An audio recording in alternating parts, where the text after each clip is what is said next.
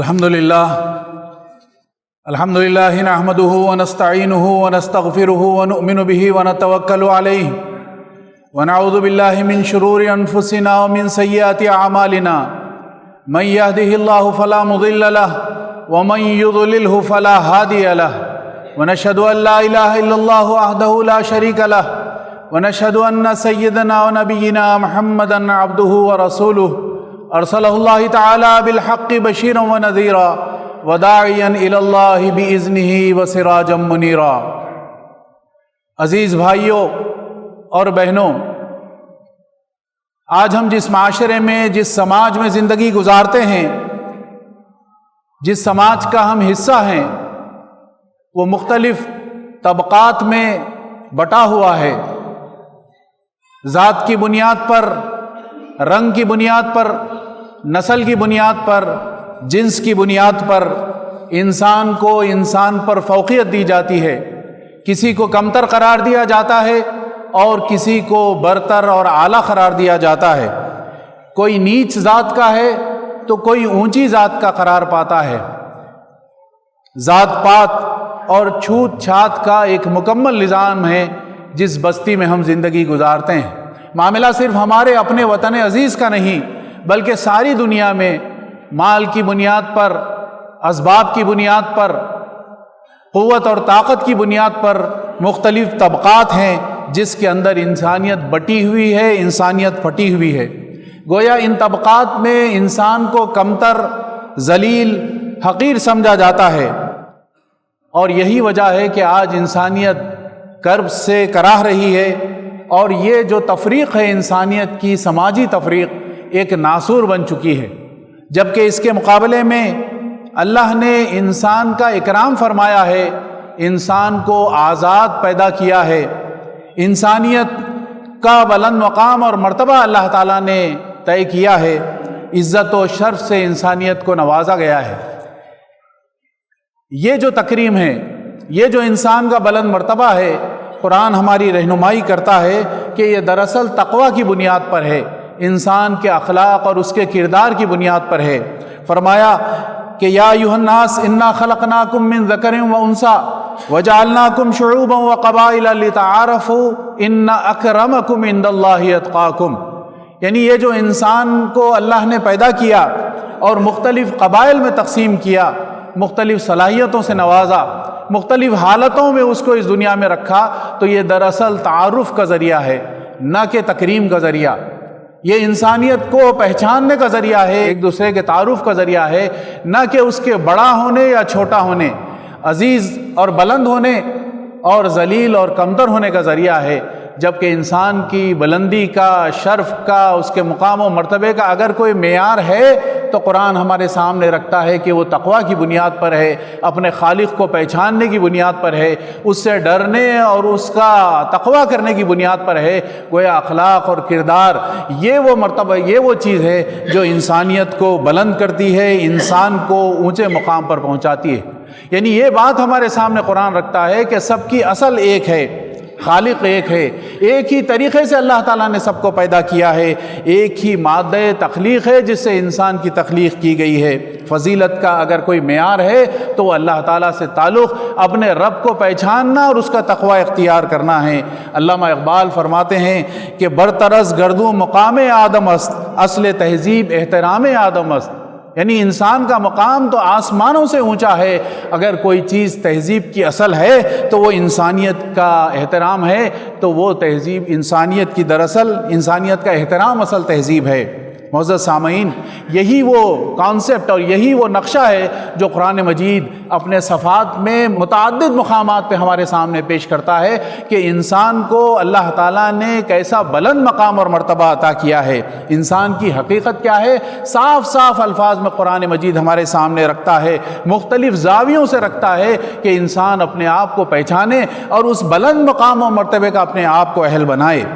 سب سے پہلی بات جو اس ضمن میں ہمارے سامنے آتی ہے کہ انسان کو خلیفۃ اللہ فی الارض قرار دیا گیا۔ یہ وہ اونچا ترین مقام ہے کہ انسان کو اللہ نے اپنا نائب بنایا، انسان کو مسئول بنایا، زمین میں اس کو تمکن عطا کیا، تمام خزانوں کے اختیارات دیے اور انتظامات اس کے سپرد کیے۔ یعنی یہ وہ مقام بلند ہے جس پر انسان کو فائز کیا۔ فرمایا کہ وَإِذْ قَالَ رَبُّكَ لِلْمَلَائِكَةِ إِنِّي جَاعِلٌ فِي الْأَرْضِ خَلِيفَةً، یعنی جب اللہ تعالیٰ انسان کی تخلیق کر رہا تھا تو اس نے اپنے فرشتوں کے درمیان میں کہا کہ میں تو ایک خلیفہ بنانے والا ہوں، ایسے بلند اور مقام اور مرتبے کی ایک کریشن کو میں کریٹ کرنے والا ہوں، ایک تخلیق کرنے والا ہوں۔ یہ مقام اور بلند مرتبہ انسان کو عطا کیا گیا۔ ایک اور پہلو دیکھیں کہ اللہ نے انسان کی تخلیق کو خاص اپنے ہاتھوں سے پیدائش کی طرف تشبیہ دی ہے۔ فرمایا کہ اے ابلیس، آخر کس چیز نے تجھے استکبار میں، تکبر میں مبتلا کیا کہ اس کو سجدہ کرنے سے تو انکار کرتا ہے جس کو میں نے اپنے دونوں ہاتھوں سے بنایا ہے۔ یہ انسان کا مقام بلند ہے، یہ انسان کا مرتبہ ہے، بلکہ یہ کہا جائے تو زیادہ بہتر ہوگا کہ یہ محبت کی انتہا ہے کہ خالق فرماتے ہیں، خالق یہ بات ہمارے سامنے رکھتے ہیں کہ میں نے انسان کی جو تخلیق کی وہ اپنے دونوں ہاتھوں سے کی ہے۔ یہ محبت کی انتہا، اپنائیت کی انتہا۔ اللہ تعالیٰ کہتے ہیں کہ وَلَقَدْ خَلَقْنَاكُمْ ثُمَّ صَوَّرْنَاكُمْ ثُمَّ قُلْنَا لِلْمَلَائِكَةِ اسْجُدُوا، یعنی ہم نے انسان کی تخلیق کی، پھر اس کی صورت گری کی، پھر حکم دیا فرشتوں کو اور سب کو کہ وہ انسان کو سجدہ کریں۔ یعنی یہاں جو تصور، جو کانسیپٹ انسان کے بارے میں دیا جا رہا ہے کہ اللہ تعالیٰ نے انسان کی بہترین تخلیق کی اور اس کی صورت گری بھی کی، ہر لحاظ سے اس کو مناسب اور موزوں بتایا۔ یہی پہلو ایک اور مقام پر قرآن مجید ہمارے سامنے رکھتا ہے کہ لَقَدْ خَلَقْنَا الْإِنسَانَ فِي أَحْسَنِ تَقْوِيمٍ۔ بیسٹ اگر کریشن کا کوئی طریقہ انداز ہو سکتا ہے ہماری اپنی سوچ، ہماری اپنی نالج کے مطابق، تو اللہ تعالیٰ فرماتے ہیں کہ ہم نے انسان کو بہترین تخلیق کے طور پر پیدا کیا۔ انسان کی عقل کا معاملہ دیکھ لیں، انسان کے جسم کا معاملہ دیکھ لیں، جو صلاحیتیں اللہ تعالیٰ نے انسان کو دی ہیں، جو اپورچونٹیز انسان کو دی گئی ہیں، ان تمام چیزوں کو اگر سامنے رکھ کے جائزہ لیتے چلے جائیں، انالیسس کرتے چلے جائیں، تو یہ بات معلوم ہوتی ہے کہ اللہ تعالیٰ نے انسان کی بہترین تخلیق فرمائی ہے۔ لَقَدْ خَلَقْنَا الْإِنسَانَ فِي أَحْسَنِ تَقْوِيمٍ، یعنی تقویم سے یہاں انسان کا اسٹرکچر بھی مراد ہے، اس کی منصوبہ بندی بھی مراد ہے، جس نیچر پر اس کو پیدا کیا گیا ہے، جو اسکلز اس کو دیے گئے ہیں، جو ایبیلٹیز اور پاورز اس کو دیے گئے ہیں، اور جو ڈیسیشن پاور، سوچنے سمجھنے کی صلاحیت، اخذ کرنے کی صلاحیت، تجزیہ کرنے کی صلاحیت، اس کے بعد فیصلہ کرنے کی جو صلاحیت دی ہے، ہر اینگل سے، ہر زاویے سے دیکھتے چلے جائیں تو بے شک انسان پکار اٹھتا ہے کہ لَقَدْ خَلَقْنَا الْإِنسَانَ فِي أَحْسَنِ تَقْوِيمٍ، کہ اللہ رب العالمین نے انسان کو بہترین ساخت پر پیدا کیا ہے۔ پھر اس کے ساتھ ساتھ ایک اور پہلو کہ سارے انسانوں کو ایک ماں باپ کی اولاد قرار دیا، کوئی اونچا، کوئی نیچا، کوئی بہتر اور کوئی کمتر پیدا نہیں کیا گیا، بلکہ سب کو برابر پیدا کیا گیا اور سب کو ایک ہی ماں باپ کی اولاد اللہ تعالیٰ قرار دیتے ہیں کہ یا ایھا الناس اتقوا ربکم الذی خلقکم من نفس واحدہ وخلق منها زوجها، یعنی ایک نفس کے ذریعے سے، آدم علیہ السلام کے ذریعے سے یہ ساری نسل اللہ تعالیٰ نے چلائی ہے، اور انسانوں کو، تمام انسانوں کو، چاہے وہ گورے ہوں یا کالے ہوں، مرد ہو یا عورت ہو، کسی مقام پر رہنے والا ہو، جغرافیل کے انداز سے کسی بھی حصے میں رہنے والا ہو دنیا کے، ہر ایک کو اللہ تعالیٰ نے ایک ہی ماں باپ سے پیدا کیا۔ پھر ایک اور عظیم پہلو قرآن ہمارے سامنے رکھتا ہے انسانیت کی اکرام کا، انسانیت کے مقام اور بلند مقام اور مرتبے کا، وہ یہ ہے کہ یہ انسان دراصل روح ربانی کا حامل، ایسا عظیم مقام، ایسا اعلیٰ ترین منزل انسان کی قرار دی گئی کہ اس کے اندر جو روح ہے وہ دراصل اللہ رب العالمین کی روح ربانی کا پرتو ہے۔ فرمایا کہ فَإِذَا سَوَّيْتُهُ وَنَفَخْتُ فِيهِ مِن رُوحِي فَقَعُوا لَهُ سَاجِدِينَ، کہ جب میں اس کا تصفیہ کر لوں، جب اس کا پورا پروسیس مکمل ہو جائے اور میں اس میں اپنی روح کو پھونک دوں، تب تم اس کے سامنے سجدے میں گر پڑنا۔ یہ انسان کا بلند مقام ہے، یہ انسان کی اعلیٰ ترین منزل ہے جو قرآن ہمیں ہمارے سامنے رکھتا ہے کہ اللہ تعالیٰ نے انسان کے اندر اپنی روح میں سے پھونکا ہے۔ پھر ایک اور پہلو کہ انسان کو پیدا کرنے کے بعد اللہ تعالیٰ نے ایسے ہی نہیں چھوڑا، بلکہ اس کو مختلف صلاحیتیں دینے کے ساتھ ساتھ اس کے اطراف میں جو کائنات ہے اس کو انسان کے لیے مسخر کر دیا گیا ہے، اس کو انسان کے تابع کر دیا گیا۔ فرمایا کہ جو کچھ انسان کے سامنے ہے، چاند ہے، زمین ہے، سورج ہے، ہر چیز انسان کے جو ریکوائرمنٹس ہے، انسان کی جو ضروریات ہے، انسان کے جو غور و فکر کا دائرہ ہے، اس کے مطابق اللہ تعالیٰ نے یہ ساری چیزوں کو انسان کے لیے مسخر کر دی ہیں کہ انسان کی بہتری کے لیے، اس کی زندگی کے لیے، اس کی زندگی گزارنے اور کامیابی کے لیے جو کچھ چیزوں کی ضرورت تھی سب اللہ تعالیٰ نے مسخر کیا۔ نہ صرف مسخر کیا بلکہ کائنات میں غور و فکر کی دعوت دی، زمین میں اور انسان کے خود اپنے اندر غور و فکر کی دعوت دی ہے۔ پھر اس کے ساتھ ساتھ ایک اور پہلو میں آپ کے سامنے رکھوں کہ انسان کی تخلیق اللہ تعالیٰ نے فرمائی تو انتہائی بلند مرتبہ انسان کو اللہ تعالیٰ نے عطا کیا، انتہائی اونچا اور اعلیٰ مقصد انسان کو اللہ تعالیٰ نے دیا ہے، بے مقصد پیدا نہیں کیا، کسی گھٹیا اور چھوٹے مقصد کے ساتھ پیدا نہیں کیا،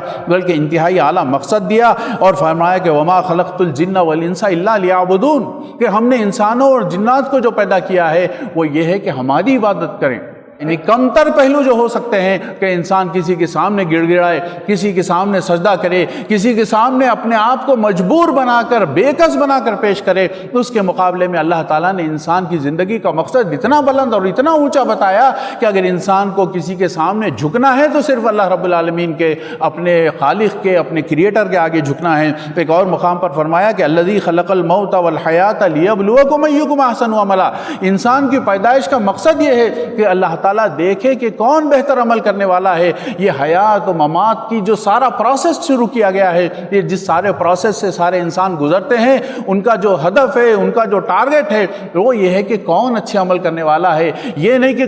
کوئی اعلیٰ ذات والا ہے یا کون نیچی ذات والا ہے، کون گورا ہے اور کون کالا ہے، کون مرد ہے اور کون عورت ہے، نہیں، بلکہ انسان کے سامنے جو ٹارگٹ رکھا گیا، جو مقصد دیا گیا، جو ہدف دیا گیا، وہ یہ ہے کہ ایکم احسن عملا، تم میں بہترین عمل کرنے والا کون ہے۔ وہ دراصل انسانیت کے عزت کے شرف کی بنیاد ہے کہ کون اس میں بہترین عمل کرنے والا ہے۔ ایسے عظیم انسان، ایسی عظیم انسانیت کے لیے ہمارا میسیج اور ہمارا پیغام یہ ہونا چاہیے کہ ہمارا میسیج اور پیغام یہ ہوگا کہ انسانیت سے محبت دراصل ہمارا میسیج اور ہمارا پیغام ہے۔ قرآن اپنائیت بھرے انداز سے پورے قرآن کے صفحات بھرے پڑے ہیں، کہیں اللہ تعالیٰ انسان کو یا ایھا الناس کہہ کر خطاب کرتا ہے، کہیں یا ایھا الانسان اور یا عبادی کہہ کر قرآن میں خطاب کیا جاتا ہے، تو گویا یہ جو محبت بھرا انداز خالق کا اپنی مخلوق اور انسانیت کے ساتھ ہے، وہی دراصل ہمارا میسیج ہے، وہی دراصل ہمارا پیغام ساری انسانیت کے لیے ہے کہ اس خالق کی طرف آؤ، اس خالق کی طرف رجوع کرو، اس خالق کے سامنے جھک جاؤ جو انتہائی محبت کے ساتھ، شفقت کے ساتھ، نرمی کے ساتھ تمہیں بلاتا ہے اور تمہیں پکارتا ہے۔ قرآن کہتا ہے کہ قل یا عبادی الذین اسرفوا علی انفسہم لا تقنطوا من رحمت اللہ، کہ اے لوگو جو اپنی جانوں پر جنہوں نے ظلم کیا ہے وہ اللہ کی رحمت سے مایوس نہ ہو جاؤ، اللہ کی رحمت سے اپنے آپ کو محروم نہ کر لو، تم اللہ کی طرف رجوع کرو گے تو اللہ کی رحمت کو پورا منتظر پاؤ گے۔ یعنی یہ وہ محبت کا پیغام ہے۔ نبی عبادی انی انا الغفور الرحیم، کہ اے نبی صلی اللہ علیہ وسلم آپ کہہ دیجئے کہ رب العالمین انتہائی غفور الرحیم ہے، یہ بتا دیجئے کہ میں غفور الرحیم ہوں۔ یہ وہ میسیج ہے جو آج ہم کو انسانیت کو دینا ہے، اس عظیم انسانیت کو دینا ہے جس کو اللہ تعالیٰ نے پیدا کیا ہے، کہ انسانیت کے لیے محبت کا میسیج ہے کہ آج اس کے سامنے پیش کرنا ہے۔ پھر اس کے ساتھ ساتھ انسانیت کے لیے ہمارا جو پیغام ہے وہ اکرام کا پیغام ہے، تکریم کا پیغام ہے، عزت کا پیغام ہے، جو ابتدا میں نے آپ کے سامنے آیت پڑھی تھی کہ وَلَقَدْ كَرَّمْنَا بَنِي آدَمَ وَحَمَلْنَاهُمْ فِي الْبَرِّ وَالْبَحْرِ، کہ اللہ تعالیٰ نے انسان کو پیدا ہی یہ کیا، یہ اللہ تعالیٰ کی عنایت ہے، اس کی مہربانی ہے، اس کی شفقت ہے، اس کی رحمت ہے کہ اس نے انسان کی تکریم کی ہے، انسانیت کو بہت بلند مقام پر پہنچایا ہے، بلند مرتبہ اللہ تعالیٰ نے انسانیت کو عطا کیا ہے۔ ایک تیسرا پہلو ہمارے پیغام کا، ہماری دعوت کا یہ ہونا چاہیے کہ ہم عدل و انصاف کے علمبردار ہے۔ ساری انسانیت کے لیے اللہ تعالیٰ نے عدل کا، آزادی کا اور مساوات کا میسیج دیا ہے۔ یہاں کوئی غلام پیدا نہیں کیا گیا، یہاں کوئی بندھوا مزدور پیدا نہیں کیا گیا، یہاں کوئی نسلاً در نسل کسی کی غلامی کرنے کے لیے پیدا نہیں کیا گیا، بلکہ اللہ تعالیٰ نے سب کو بہت اونچے اور بلند مقام پر پیدا کیا ہے۔ فرمایا کہ یا ایھا الناس، اللہ کے نبی حضرت محمد صلی اللہ علیہ وسلم نے حجۃ الوداع کے موقع پر جو بات بتائی وہ یہ کہ الا ان ربکم واحد و ان اباکم واحد، الا لا فضل لعربی علی اعجمی ولا لعجمی علی عربی، یعنی یہاں نہ عربی پر اعجمی کو فضیلت ہے، نہ اعجمی کو عربی پر فضیلت ہے۔ یہ وہ میسیج اور پیغام ہے جو آج ساری انسانیت کو دینا ہے، اور نہ گورے کو کالے پر اور نہ کالے کو گورے پر۔ اگر کسی کو کوئی فضیلت حاصل ہے تو وہ صرف اور صرف تقویٰ کی بنیاد پر ہے۔ یہ میسیج آج انسانیت کو دینا ہے۔ کسی پر ظلم ہوتا ہوا دیکھ کر ایک مرتبہ حضرت عمر رضی اللہ تعالیٰ عنہ نے پوچھا تھا کہ تم نے کیسے لوگوں کو غلام بنا لیا جبکہ ان کی ماؤں نے انہیں آزاد جنم دیا تھا؟ یہ میسیج ہے جو آج ساری دنیا کو، ساری انسانیت کو دینا ہے، آزادی کا، عدل کا اور مساوات کا، رائے کی آزادی کا، دین کے اختیار کرنے اور اس پر عمل کرنے کی آزادی کا، عورت کی آزادی کا، غلاموں کی آزادی کا۔ یہ میسیج ہے جو انتہائی اونچی اور بلند مرتبہ انسانیت کے سامنے ہمیں رکھنا ہے، اور امن اور سکون کا میسیج دینا ہے، امن اور سکون کا پیغام دینا ہے کہ اللہ کے نبی صلی اللہ علیہ وسلم نے ارشاد فرمایا کہ من لا یرحم الناس لا یرحمہ اللہ عز وجل، کہ جو انسانوں پر رحم نہیں کرتا تو اللہ تعالیٰ اس پر رحم نہیں کرتا۔ تو ہم جو میسیج لے کر آئے ہیں، ہم جو پیغام لے کر آئے ہیں، وہ یہ ہے کہ ہم ساری انسانیت پر رحم کرنے والے ہیں تاکہ اللہ تعالیٰ ہمارے اوپر رحم کرے۔ یہ رحم کا، یہ محبت کا پیغام ہے، امن اور سکون کا پیغام ہے، وہ یہ کہ ہمارے ہاتھ سے، ہمارے افعال سے، ہمارے کردار سے، ہر چیز سے ساری انسانیت کو صرف فائدہ پہنچ سکتا ہے، نقصان نہیں پہنچ سکتا۔ یہ وہ میسیج ہے جو انسانیت کو دینا ہے۔ اور پھر آخری اور اہم بات یہ ہے کہ دنیا اور آخرت کی کامیابی کا میسیج ہے جو اللہ تعالیٰ نے انسان کے لیے بھیجا ہے۔ انسان کی ضروریات یقیناً روٹی بھی ہے، کپڑا بھی ہے، مکان بھی ہے، کاروبار بھی ہے، اور اس کے لیے تعلیم وغیرہ بہت ساری انسان کی بہت ساری ضروریات ہے، لیکن جو سب سے اہم اور اعلیٰ ترین اس کی ضرورت ہے وہ یہ ہے کہ دنیا میں وہ کامیاب ہو اور آخرت میں بھی کامیاب ہو جائے، اس دنیا کے بعد آنے والی زندگی میں بھی وہ کامیاب ہو جائے۔ یہ وہ میسیج ہے جو ساری دنیا کے سامنے ہمیں رکھنا ہے۔ اللہ تعالیٰ فرماتے ہیں کہ الا ان اولیاء اللہ لا خوف علیہم ولا هم يحزنون الذین آمنوا وكانوا يتقون لهم البشرى فی الحیاۃ الدنیا وفی الآخرہ لا تبدیل لکلمات اللہ ذلک هو الفوز العظیم۔ یعنی یہ وہ راستہ، انسانیت کے سامنے اگر کوئی میسیج رکھنا، کوئی راستہ رکھنا، کوئی پیغام پیش کرنا ہے تو وہ یہ ہے کہ ایسی زندگی اختیار کرو، اپنے خالق سے جڑ جاؤ، اپنے مالک سے جڑ جاؤ، اپنے کریٹ کرنے والے سے جڑ جاؤ، تب کہیں جا کر تمہیں دنیا میں بھی سکون ملے گا اور آخرت میں بھی سکون ملے گا۔ اور یہ ایسی